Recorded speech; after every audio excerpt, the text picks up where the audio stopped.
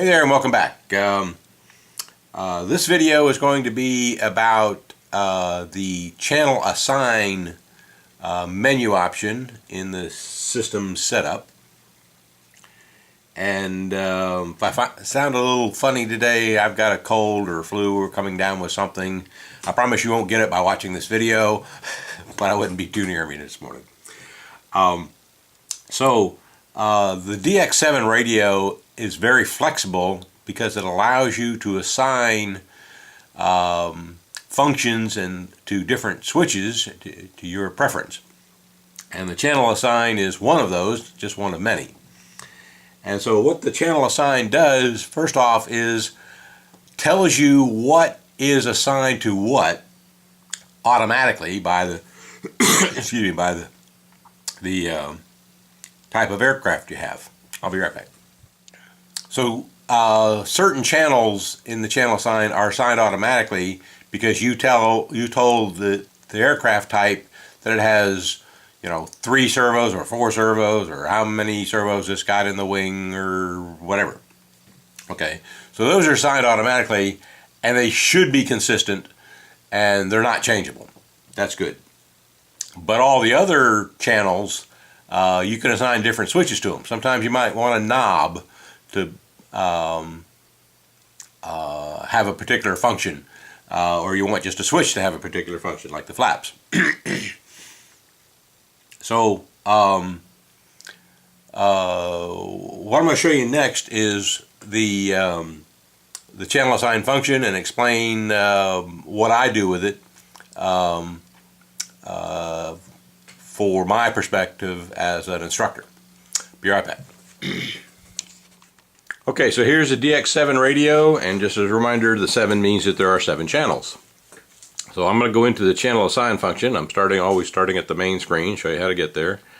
So I'm going to click the roller once, go down toward the bottom where it says system setup.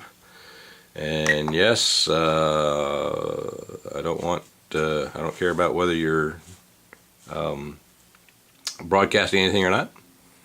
So right after spoken flight mode, there's channel assign. So channel assign tells you what the 7 channels are doing. So obviously throttle, aileron, elevator, rudder is assigned to 1, 2, 3, 4. Gear is assigned to 5. Because we told it we have flaps. Flaps are assigned to 6. And aux2 is unassigned. It's just aux2. So that's pretty standard. And that's what they call the port assignments. And you can change those. For example, if I wanted, instead of flaps here, I wanted the gear there, okay, I could change that. Now, that's part of the flexibility, but with flexibility comes a price. I believe in standardization, and the best thing to do is have that to be the flaps all the time, okay, but they are changeable if you have a need to. So, and in fact, I think any of these are changeable. See, if I can click on this and do that, then it's changeable. So the next button is where you assign a switch to a channel. So these have servos on them, so it says NA or not applicable. You don't have a switch and a servo attached to a channel. So the system is assuming that the servo is the input, and as it should be. But for your gear, if you had a gear, it's assigned to channel A. Now aux2 is not being used for anything, and I'm going to assign it to switch H. And why is that? Well, okay, let me show you where switch H is. Switch H is right here, okay? And I find that to be the best button or switch for the training mode, okay? Some people like to have the momentary switch up here, the A switch, I'm sorry, the not the A switch, the I switch, this momentary bind button. Okay, some people like to have a momentary switch. I don't, because that momentary switch is better off for me to be the throttle cut switch, because you don't want to bump the throttle cut, and you probably won't bump that there. So I use switch H to switch between the student has control and the instructor has control of the aircraft.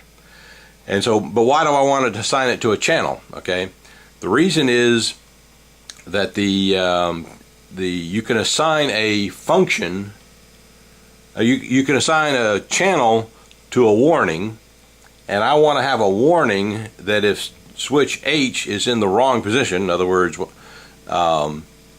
I turn the radio on, I want it to warn me if in fact that switch isn't in the instructor has control position. So that's channel assignment, and so in a future video about warnings, I'll show you exactly how I set up switch H and aux 2 to have a warning that the switch is in the wrong position when you turn the airplane on, when you turn the radio on. Okay, so that's switch assignments and channel input configuration and channel assign. Thank you very much.